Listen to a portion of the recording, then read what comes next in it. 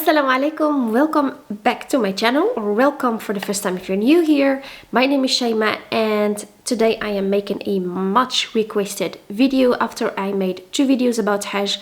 One with a global, just general impression about my Hajj experience from last year, and the other one from the Hajj packing list for both men and women.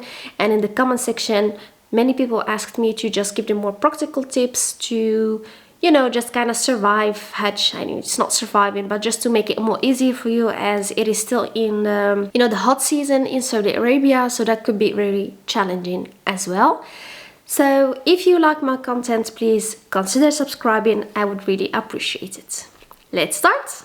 So before we went to Hajj, like 1 month earlier, we had this very big event, and it was the first time they did this in the Netherlands. Duyuf al-Bayt guests, I think, yeah, al-Bayt guests.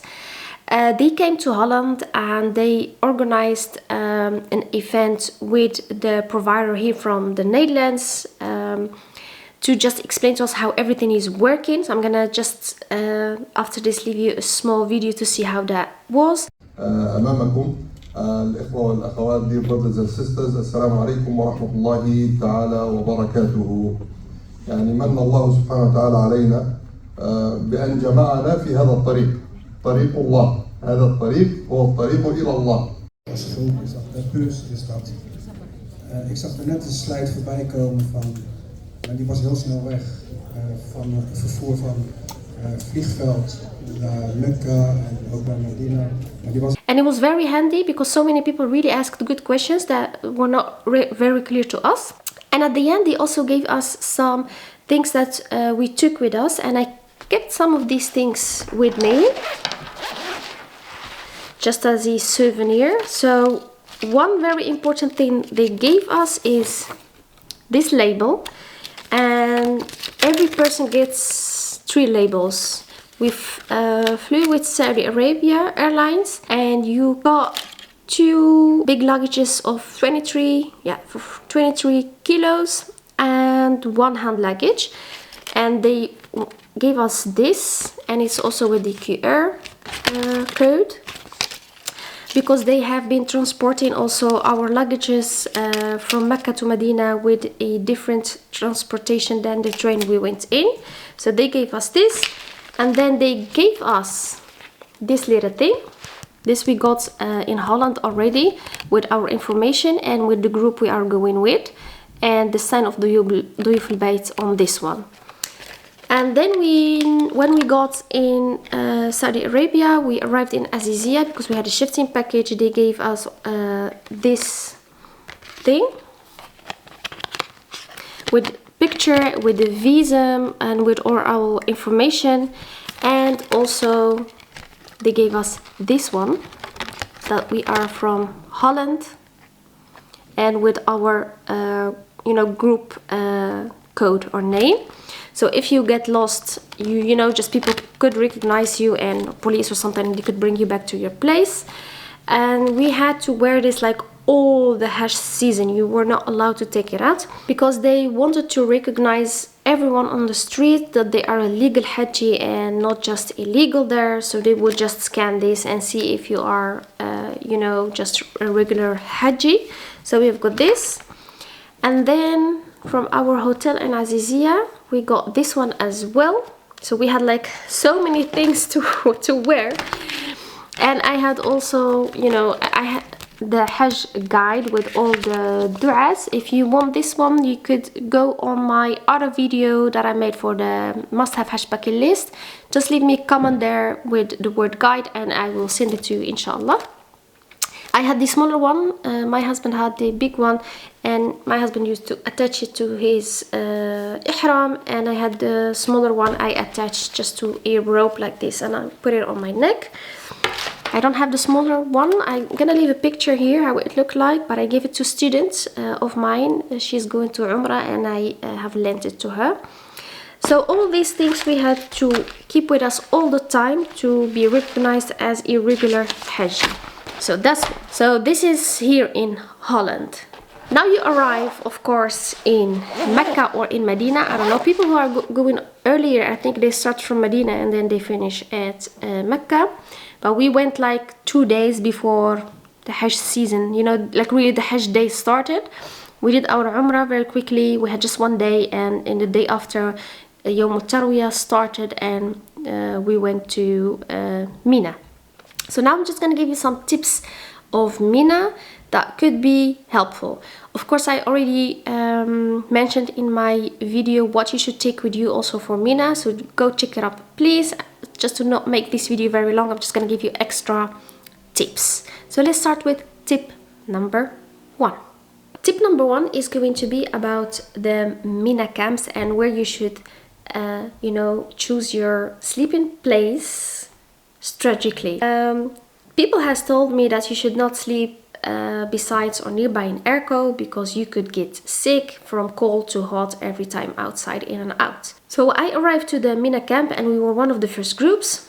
We went inside the tent, and it was a big tent with 3 sections, and every section had 2 rows of sleeping beds on the ground. And I looked around and I saw like 4 or 5 aircos maybe, and I thought, okay, it's just with 4 or 5 aircos should be good, should be enough. But we were like maybe, I don't know, 100 people inside. It was quite a lot. So first of all, I went with my roommates from Azizia and we chose a place like, you know, very far from the airco because we didn't want to get sick. And then like around 11, 12 o'clock, when people started more coming inside, it started to feel so hot. Like I was thinking I cannot stay here like 6 days, you know, just feeling this kind of hot and pressure. So we looked to each other and then we said, okay, we choose another place because there were still some places free. And then we just slept in the front of an airco. So it was not like above our head, but it was in front of us. And that was the best decision we have ever made. I saw like the days after people who slept, you know, far from an air conditioning, that they were really struggling with the heat. I would advise you to though put something on your head to just avoid getting sick. Alhamdulillah, I didn't get sick. My friends next to me didn't also get sick. So choose your sleeping place well, and don't be afraid to sleep nearby an airco. Just don't, not under your, you know, underneath your head directly, and cover your head. So that's my tip number 1. Let's do the number 2. My tip number 2 is going to be about the restrooms and the showers in the Mina tent. You know, the tent is like, it's a very big tent. It's very huge, and in the tent, in this huge tent, you have these very small tents inside, and in every section they had their, of course, men and women separately, their own restrooms and showers. It was crowded sometimes, you know, especially during around the prayer times. So you need to be on time. But what I did and what I discovered is that if you just walk a little bit further, you know, maybe go right, maybe go left, I don't know how your tent is going to look like, you will find some places that are less crowded. And my husband did also by the men's side. I found that also by the women's side. So just, you know, discover your tent a little bit. What I also did is that once with the Fajr time, I saw that was this, and just in front of our showers, there was this big door, and it was closed with a small rope. So I cut the rope to just look inside because I heard people there making showers, women. And apparently they had there this very big place with so many restrooms and showers and so very few people. So what I did is every day I would just cut it, and every day we would just close it again, and we could use it to just you know, do our wudu very quickly and maybe shower also. So yeah, that's my tip number 2. By the way, the restrooms, the showers, they really looked really okay. The hygiene was on the top. They had so many cleaning shifts, so everything looked very good. I didn't use the showers there that often because I went to Azizia during the day and I showered, washed my clothes, and then I came back again. But they were okay. I'm just gonna leave you a picture somewhere here or here just to have an idea how it looked like. You know, the Mina place where the Hujjahs has to stay during the Hajj days is immense. It's like huge, and they have the European sections, the Asian, the I don't know, like so many different. Just the Indonesian people, they had this very big place, and they even had their own mosque there, like really built mosque, because there's so many people. So you don't want to get lost there. I would advise you to take a picture of your tent, the street, and maybe, you know, just some signs on the road to look at if you think you are lost. So my husband and I got twice lost at the same place every time. We have got out of the wrong exit, and we were walking to go to our tent, and then we were like, okay, we need to get left, but there is no door, so we had to jump on this wall. And while I was jumping, I damaged my pants. It was like ripped out, but alhamdulillah I had my abaya on. And we had that twice. So it's very important, you know, to take some signs of the place where you are. Take a picture. I'm gonna leave a picture of the place I stayed in. It looked like this. You know, everything looks alike, so just make sure you are well prepared to not get lost. Let's move on to the next one. Okay, so my tip number 4 is I choose to do that. You don't have to, but I found it to be like very relaxing to do it like this, to just, you know, have more power, more strength during the Hajj days. And so many people that stayed with me in the tent had wished that they did also the same. What I did with my husband is every time we went pelting, we went back first to Azizia, we had a shower, we had some good food in Romancia, and then we went back to Mina camp. You have to, though, be on time there, and on time is before Maghrib. So if you just go out of the Mina tent and you make sure you come back before the Maghrib time, then it's okay. Let's move to the next one. Okay, Tawaf al-Ifada. So many people, they want to do it, you know, on the Eid day, so they get out of Ihram completely. But it could be very, very hard. And I watched so many videos, so many, lectures that has advised also to delay just a bit Tawaf al-Ifada.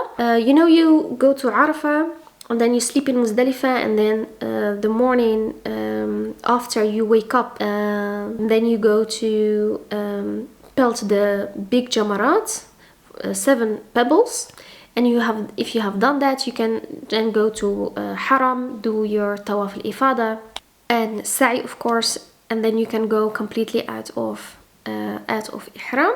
And then of course the days after, you still have to do the 3 times the 21 pebbles. It was very hard after sleeping in Muzdalifah, waking up very tired, going to do the pebbles, so much crowded, very hot, on the same day too. And it was like really hot. Like I have never seen, experienced hot like that, weather like that. It was like extremely hot. It was very hard to go then do the tawaf and the sa'i. So my husband and I, we took an advice of a sheikh. I think he's called Abdul Rahman. He's from England. He's Pakistani from England. And I watched all his YouTube videos. I'm gonna put the link in the description box so that you can maybe get some inspirations there.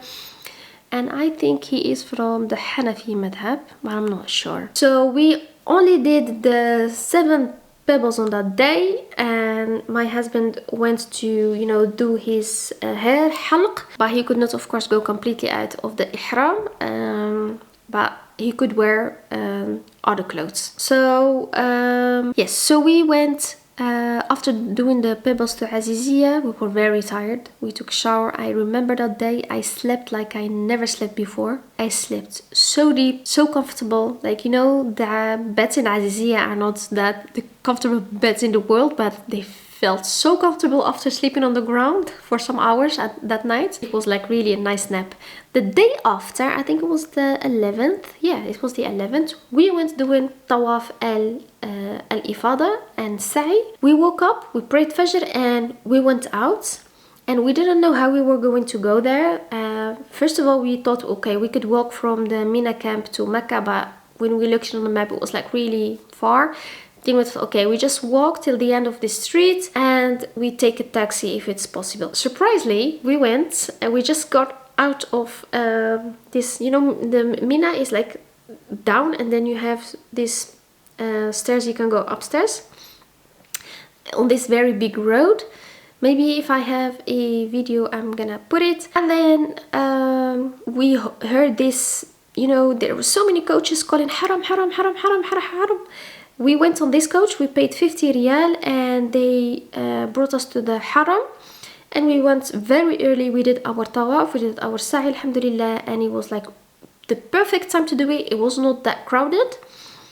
And after we went, we just had a nice breakfast at a cafe moment. I'm gonna link the link also in the description box. It's really nice place to have some breakfast food or things. Their drinks are also very delicious. So that's my tip. You can delay Tawaf al-Ifada. You don't have to do it on the same days as the building the big pebbles. Let's move on to the next one. The next tip I could give you is that you don't have to take a lot of things with you to the Mina camp. Make sure that you just take enough clothes with you if you are not planning to, you know, shift every time to Azizia for changing and washing clothes. Don't take a lot of food. There's enough food. Like they gave us everything. There was plenty of food, always so much. You know, the food is quite basic. I'm gonna give you 2 pictures to see how it looked like, but it was good. It was enough. There was drinks throughout the days. There was ice creams. Like they have really spoiled us, to be honest. So the food was not a problem. Make sure that you have your vitamins, make sure that you have your medicines if you're taking some, and yeah, make sure just to take the only essential things with you, because we have also got a backpack from Duyuf al-Bayt. I think you can see it on the video from me entering to the Mina camp tent. They have gave us Vaseline, hand sanitizers, a prayer mat, you know, this tasbih digital ring. Yeah, they also gave us a adapter for the electric outlet. There was enough things inside, so you don't have to take a lot of things with you. I still have 2 more tips to give you. Make sure that you have enough electrolytes on the very, very, very, very hot days. So 1 is not going to be enough. I took on some days even 3 on the very hot days. 1 in the morning, 1 in the afternoon, and 1 at night. But I think 2 would be also just okay. I used also an eSIM. It was very handy, and it was, you know, very easy to arrange. You could also arrange it before you go to Saudi Arabia. You can buy it from home. But I do think that buying a SIM card there is a bit cheaper, but not that cheaper.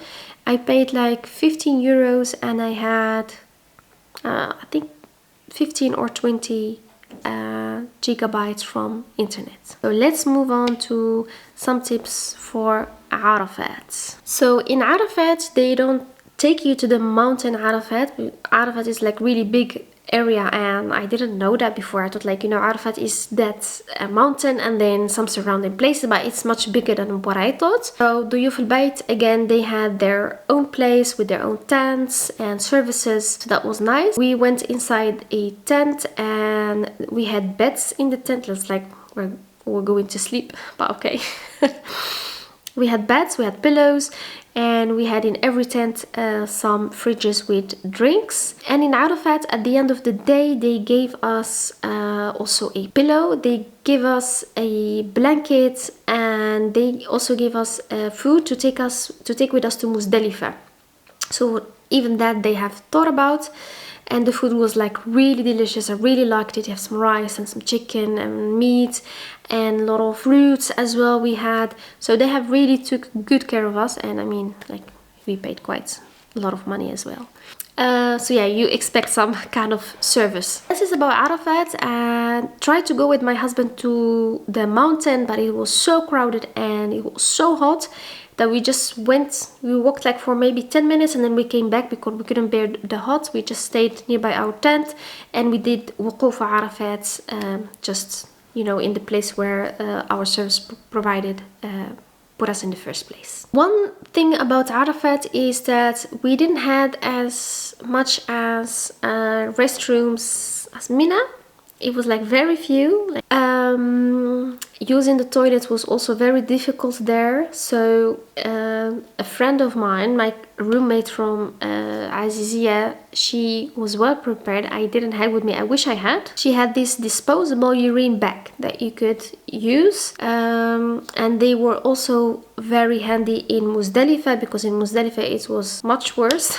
Yeah, I'm gonna tell you in seconds, but you could consider taking these disposable urine bags if you think you cannot hold it long. You know, they say Arafah is the important day of Hajj, and it is. The connection you can feel with Allah subhanahu wa ta'ala is indescribable on that day. So I would really advise you to not sleep that much that day, because they have gave us a bed and pillows. You can rest from time to time, but make sure you make a lot of dua, make sure you read a lot of Quran, and go well prepared. I had took some books with me. I had this dua book from Umrah and Hajj, and I had this one as well, and my Quran.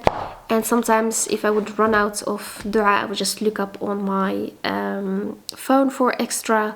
And I had also, you know, some requests from family and friends. So this dua I did also use in the day of Arafat. So make sure that you just make it the best day of your Hajj, inshallah. Okay, let's talk Muzdalifah. And to be honest, I found Muzdalifah a bit challenging. You know, we went to Muzdalifah at the end of the day of Arafat with our group in coaches.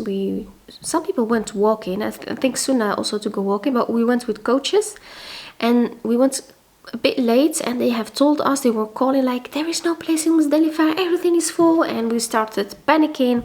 But that was not the case, because Duyuf al-Bayt, they had arranged their own place for their Hujjaj. I mean, they did a really good job. They, you know, if you go to Hajj, I would advise to go with Duyuf al-Bayt. So we arrived finally at our place, and we had this place like really upstairs. It was still empty, but it was really upstairs.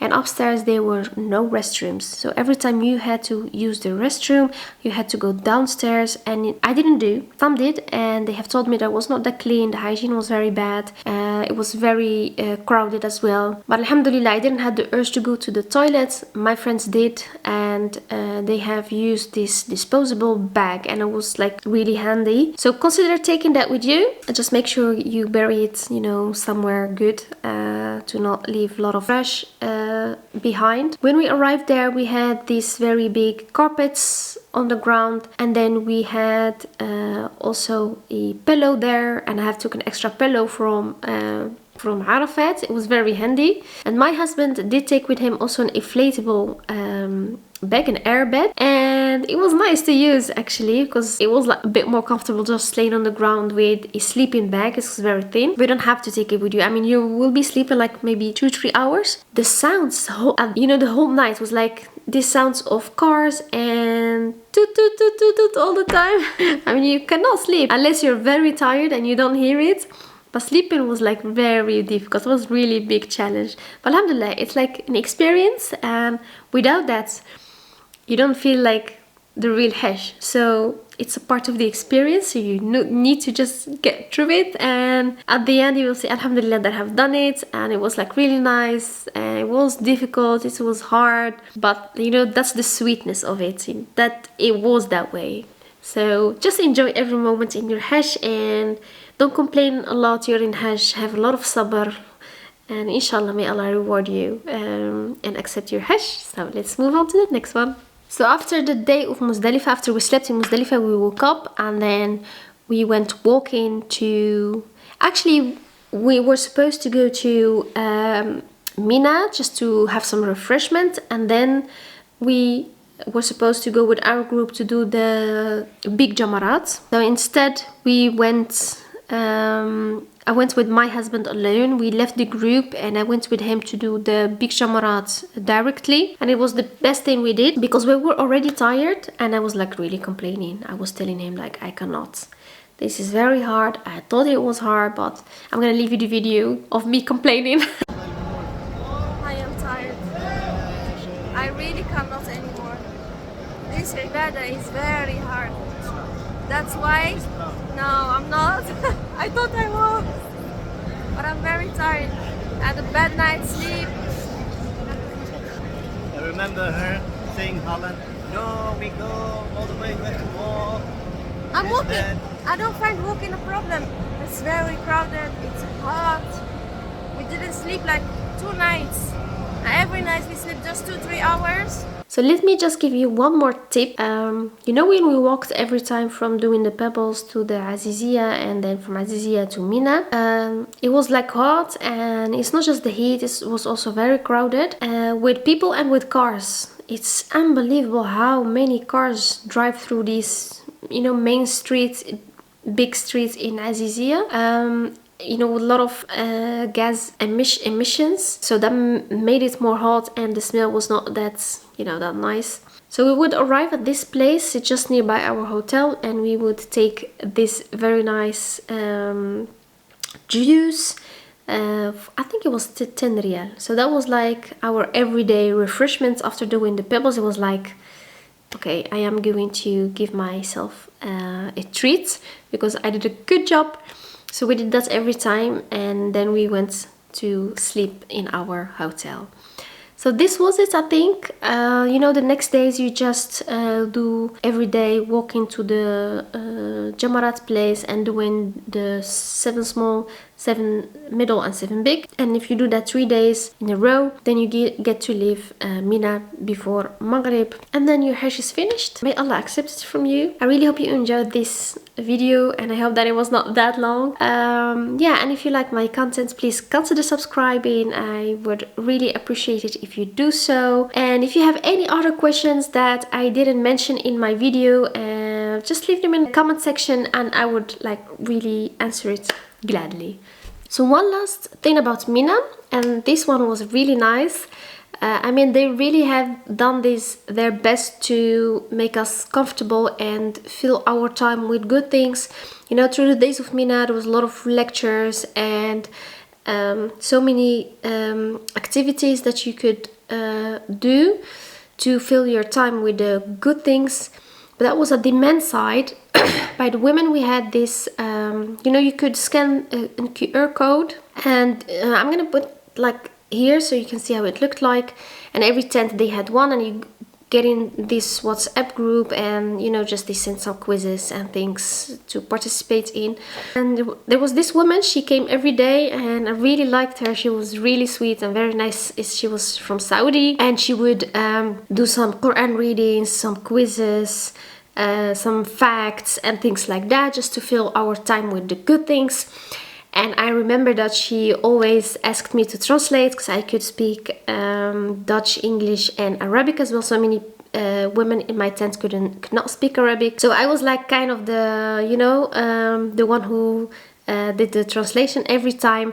And at the end, before we left Mina, they came and they had these very nice certificates of perfect Hajji and Hajjia. So they didn't give to everyone, but I think just random. But she really looked where I was, and she gave me a hug, and she thanked me for my job that I did. I didn't do that much. And she gave me the certificate. I made a picture of it to just keep it. I don't know where I put it, but I have a picture. It looked like this. Yeah, just, you know, it's a nice memory to take with you from home, that you have completed your Hajj, alhamdulillah, and that you even get a certificate. So that was really nice. My husband didn't get one, I did. But yeah, I think he just was not in the tent at that time. So that was a nice one to also mention, that it is hard. It is hard worship, but you know, there are some other things at the other side that make it's also a really nice experience. And I wish, inshallah, that everyone who dreams to be there, that they one day go, and that they have the best Hajj of their life, inshallah. And please, if you're going to Hajj, don't forget me in your dua if this has helped you even a tiny bit. And I would also appreciate it if you subscribe to my channel and like my video. Assalamu alaikum.